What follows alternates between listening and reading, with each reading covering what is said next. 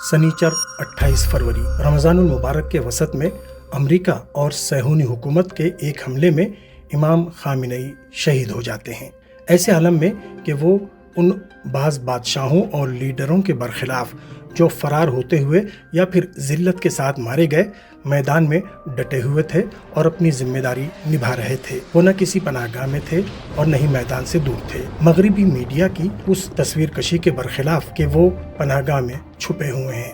Widely circulated reports that Khamenei has been operating from a highly fortified and possibly subterranean location.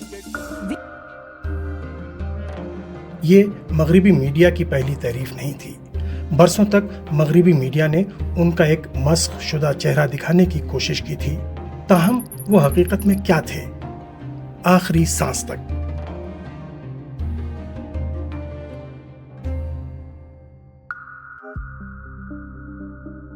امام خامنئی ایک کثیر جہتی شخصیت کے مالک تھے۔ سیاست میں وہ ایک منجھے ہوئے سیاستداں تھے جنہوں نے اسلامی انقلاب کے معمار امام خمینی کی راہ کو جاری رکھا اور بیرونی دباؤ اور دھمکیوں کے مقابلے میں آزادی و خود مختاری کا ماڈل تیار کیا، ایسا ماڈل جو ملک کو غیر ملکی طاقتوں کے سامنے جھکنے سے بچانے اور ایران کی کشتی کو پے در پے آنے والے طوفانوں سے باہر نکالنے میں کامیاب رہا۔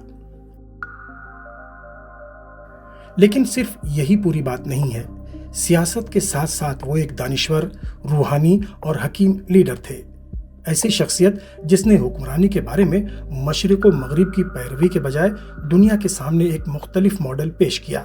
ایک شیعہ عالم اور مذہبی مرجع تقلید کے طور پر وہ مختلف موضوعات پر صاحب رائے تھے اور ان کے خطابات اور مباحث کی بنیاد پر 120 سے زائد جلدوں پر مشتمل کتب کا مجموعہ مرتب کیا گیا ہے۔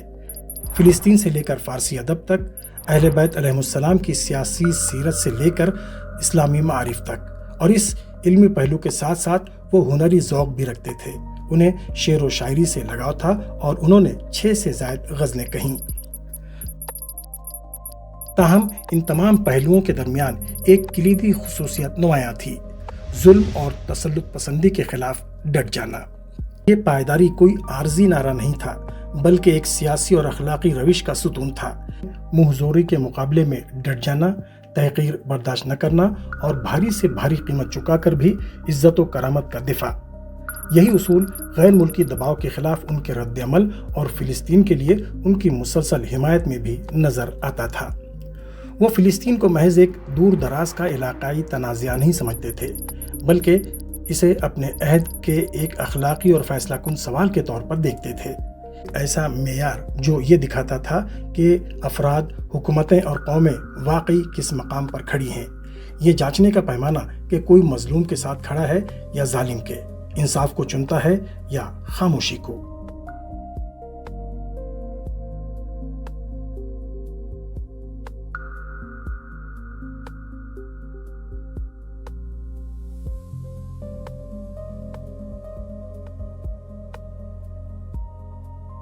ما معتقدیم ظلم بزرگی در منطقه دارد انجام میگیرد به وسیله وجود رژیم صهیونیستی.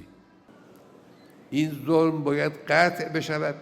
هر کسی در این جهاد بزرگ، جهاد انسانی، جهاد اسلامی، جهاد وجدانی وارد بشود، ما طرفدار او هستیم، از او حمایت میکنیم، به او کمک میکنیم.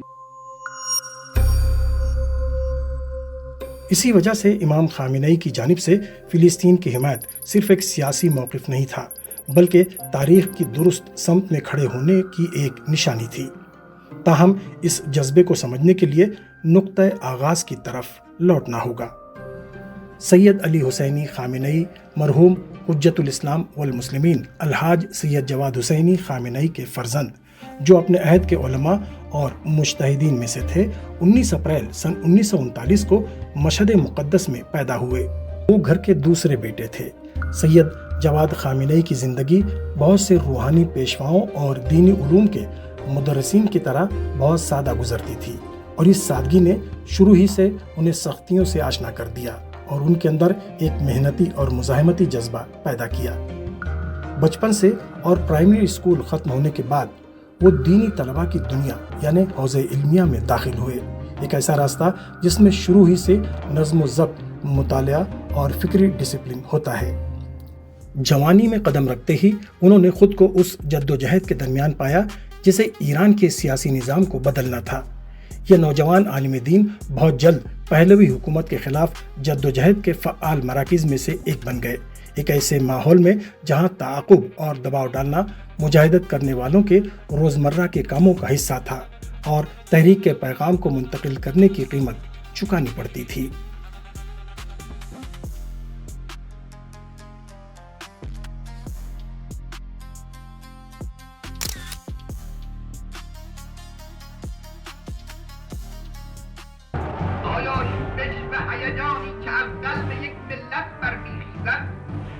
یک تفکر الهی و توحیدی اداره می شود ممکن است خاموش بشود ابدا، به دلیل اون که انبیاء خدا هرگز عقب ننشستند و یاران انبیاء به مبارزه و ستیزه خود علیه تواغیت تا نفس آخر ادامه دادند. این ملت هم تا نفس آخر ادامه خواهد داد.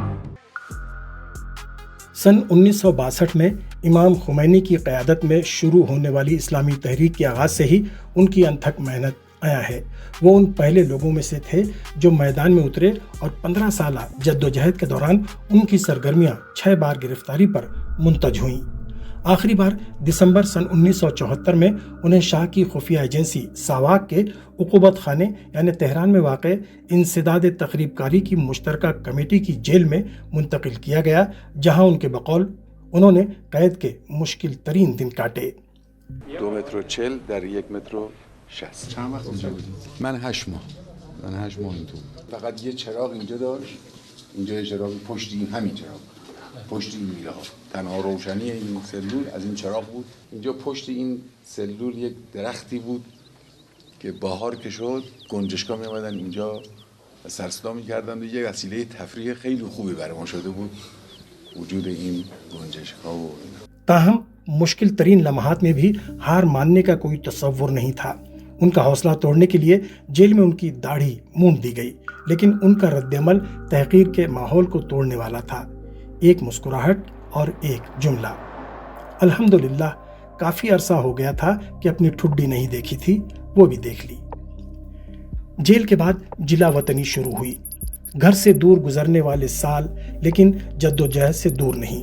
وہ جلا وطنی میں بھی ایک بنیادی مسئلے سے غافل نہیں ہوئے۔ اتحاد بین المسلمین کے ذریعے سامراج اور استکبار کا مقابلہ۔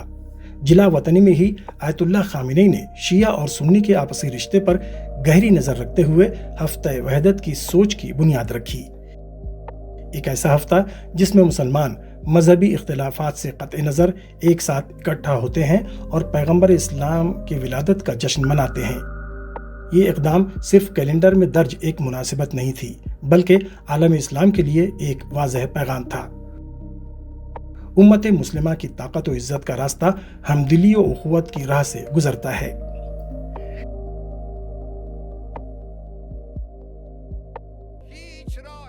انقلاب کی کامیابی کے بعد وہ تہران کے امام جمعہ مقرر ہوئے، ایک ایسا پلیٹ فارم جو صرف بولنے کی جگہ نہیں ہے بلکہ سماجی تنظیم سازی اور عوام میں حرکت و تحرک پیدا کرنے کی جگہ ہے۔ انہی برسوں سے واضح تھا کہ وہ ایک کرشمائی لیڈر ہیں اور لوگوں کو متحرک کرنے کی ان کی صلاحیت نے اس بار منبر سے دلوں پر اثر اندازی کا ایک نیا مرحلہ رقم کیا۔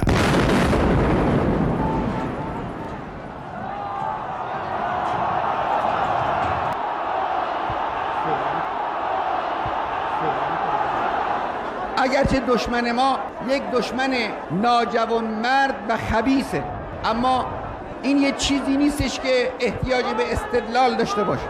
برای او وقتی که در میدان جنگ نمیتوانه مقاومت کنه، وقتی تو دهنی در میدان جنگ میخوره، برای او شهر و روستا و بیمارستان و محل نماز جمعه و اجتماع انبوه مردم غیر نظامی تفاوتی نمیکنه، هر جا رو که از دستش بیاد میزنه۔ سن 1980 میں ایران کے خلاف صدام کی بعثی حکومت کی جارحیت کے آغاز کے ساتھ ہی وہ جنگ میں چلے گئے۔ اس دور میں آیت اللہ خامنئی کو ایک نوجوان روحانی پیشوا کے طور پر فیلڈ کمانڈر کا تجربہ حاصل ہوا۔ ایسی موجودگی جو مصطفیٰ چمران جیسے افراد کے ساتھ تعاون اور غیر منظم جنگوں کی روش تیار کرنے سے جڑی ہوئی ہے۔ پیغام داده است و سخن پراکنده است که چرا اونها که میگویند خودشون به میدان نمی آیند و شنیدم اسم مرا آورده است. ما میدان آمدنمون مانند میدان آمدن خائن و کافری چون صدام نیست. ما به سوی میدان جنگ پرواز میکنیم. اون روزی که امام اشاره کند و اجازه دهد من اول کسی خواهم بود کہ بے میدان خواہم رہا۔ امام خمینی کے نمائندے کے طور پر وہ وار روم کی نشستوں میں شریک ہوتے ہیں اور لاجسٹکس اور رسد کی ہم آہنگی میں کردار ادا کرتے ہیں۔ یہ تجربہ فرنٹ لائنز پر موجودگی اور میدان جنگ سے براہ راست شناسائی ان کی ایک ایسی شخصیت بناتا ہے جس نے سیکیورٹی کو قریب سے سمجھا اور بعد میں اسلامی جمہوریہ کی فوجی اور سیکیورٹی کمیونٹی کی رہنمائی کے لیے ان کے پاس عملی پشت پناہی تھی۔ پھر سن 1981 کا سال آیا، دشمنوں نے انہیں قتل کرنے کی کوشش کی۔ یہ ایسا حملہ تھا جس نے انہیں مہلک زخم دیے لیکن ان کے عزم کو مزید محکم اور مضبوط بنا دیا۔ آقای محترم که حالا با زحمت تشریف آوردن و من خیلی خوشحال شدم از اینکه آقای خامنه‌ای سلام الله آمدند و حاضرن. ایشون آخه چه کرده بود؟ خب بگید آخه یه کار خلافی چی کرده بود ایشون که میخواستید ایشون را بکشید و موفق نشدید بحمدالله؟ وہ دوبارہ جدوجہد کے راستے پر لوٹ آئے، اس بار پہلے سے زیادہ پختہ عزم کے ساتھ اور اسی میدانی تجربے کے ساتھ جنگ کے دوران اپنے 8 سالہ عہد صدارت میں پہنچے۔ ان برسوں میں انہوں نے ایک آزاد خارجہ پالیسی اختیار کی جو مشرق و مغرب پر انحصار سے آری تھی اور ساتھ ہی وہ پوری طرح جنگ میں موجود رہے۔ دوسری طرف وہ پسماندہ طبقات کی حمایت میں اقتصادی پالیسیوں کو آگے بڑھاتے رہے۔ امام خمینی کی وفات کے بعد آیت اللہ خامنہئی کو اسلامی انقلاب کا رہبر منتخب کیا گیا۔ جنگ کے خاتمے اور ان کی قیادت کے برسوں میں استقامت کا وہی جذبہ جاری رہا۔ وہ واضح طور پر سمجھ چکے تھے کہ اگر ایران غیر ملکی طاقتوں کے دباؤ کے سامنے چاہے وہ جنگ ہو، فوجی خطرہ ہو یا اقتصادی پابندیاں ہوں، جھکنا نہیں چاہتا ہے تو اسے مزید طاقتور ہونا پڑے گا۔ ایسے وقت میں جب ایران 8 سالہ ایران عراق جنگ کے بعد کافی نقصان اٹھا چکا تھا، ان کی 37 سال سے زیادہ کی قیادت کے دوران ایران ایک بااثر علاقائی طاقت میں بدل گیا جس کی توجہ تعمیر نو، صلاحیتوں کی توسیع اور فیصلوں میں خود مختاری کے استحکام پر تھی۔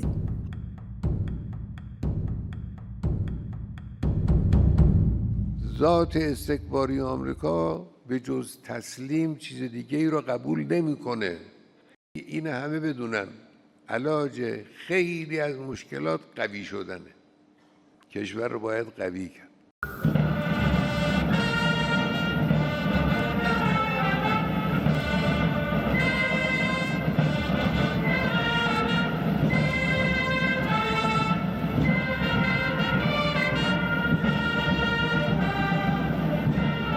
خطروں سے بھرے ایک خطے میں جہاں امریکہ نے پراکسی جنگوں کی آگ بھڑکائی، امام خامنہئی نے کئی سطح والے ایک سیکیورٹی سسٹم کی بنیاد رکھی، ڈیٹرنس کو مضبوط کرنے کے لیے اور خطروں کو کم کرنے کے لیے ایک ڈھانچہ، اور ساتھ ہی پورے خطے میں مظلوم قوموں کے لیے اسلامی جمہوریہ کی حمایت کی ایک بنیاد۔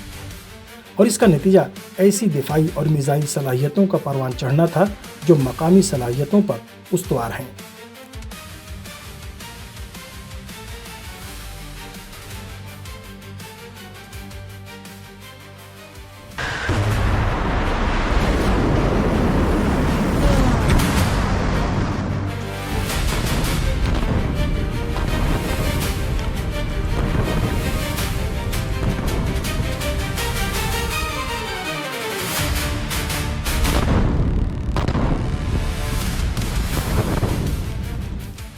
ان کی قیادت میں ایران، جو انقلاب سے پہلے ایک کمزور اور اغیار پر منحصر ملک تھا، جس کے حکمرانوں کی مرضی مغرب کے اشارے کے بغیر نہیں چلتی تھی اور جس پر آسانی سے شمال و جنوب سے قبضہ ہو جاتا تھا، ایک آزاد ملک میں تبدیل ہو گیا جو آج شدید ترین دباؤ اور پیچیدہ ترین خطروں کے سامنے کھڑا ہے اور پیچھے نہیں ہٹتا۔ اسی دوران انہوں نے معیشت میں جنگ کے بعد زخمی ایران کو آزادانہ ترقی کے ماڈل کے ساتھ نہ مشرق کے سائے میں اور نہ مغرب کے مدار پر صنعت کاری کی طرف مائل کیا۔ تاکہ سخت ترین پابندیوں کے باوجود اپنی بنیادی ضروریات پوری کر سکے، اور سیاست میں امام خمینی کی راہ کو جاری رکھتے ہوئے دینی جمہوریت کو مستحکم کیا۔ وہ پودا جو عوام کے ووٹ سے لگایا گیا تھا، اسی عوامی ارادے پر بھروسہ کرتے ہوئے ایک تناور درخت بن گیا، ایک ایسا ماڈل جس کا ستون عوام ہے، نہ کہ کوئی فرد، اور اسی لیے ان کے بعد بھی یہ قائم و دائم رہے گا۔ امام خامنئی کی استقامت کی جڑ صرف طاقت کے لحاظ سے نہیں ہے۔ جنگل کے قانون کے فلسفے کے برخلاف جو کہتا ہے کہ کمزور کو جھکنا چاہیے ورنہ وہ مٹ جائے گا، وہ اس کی بنیاد ایمان پر رکھتے ہیں، خدا پر ایمان اور الہی وعدے پر یقین۔ یہ یقین کہ اگر کوئی معاشرہ حق پر ڈٹ جائے اور اس کی قیمت ادا کرنے کو تسلیم کر لے تو فتح محض ایک امکان نہیں ہے بلکہ ایک یقینی وعدہ ہے۔ یہی وہ سوچ ہے جو سیاست، روحانیت اور مزاحمت کے درمیان تعلق کی وضاحت کرتی ہے۔ اور آخر کار 28 فروری سن 2026 کی صبح عمر بھر کی استقامت کے بعد وہ شہادت کے ذریعے جاویداں ہو گئے اور ایک اور عاشورہ رقم ہو گئی۔ حق کے لیے کھڑے ہونا اور ذلت کو تسلیم نہ کرنا وہ اصول تھے جن پر انہوں نے کبھی سمجھوتا نہیں کیا، اور فلسطین کی حمایت بھی ظلم سے انسانوں کی آزادی کی ایک مثال کے طور پر اسی سلسلے میں تھی۔ اگرچہ ان کا جسم امت کے درمیان سے چلا گیا، لیکن ان کا نام ایک مقتدر لیڈر کے طور پر جو دلوں پر حکومت کرتا ہے، ایک ایسا لیڈر جو کبھی منہ زوری کے سامنے نہیں جھکا اور جس نے ایران کو عظمت و وقار تک پہنچایا، تاریخ میں ہمیشہ باقی رہے گا۔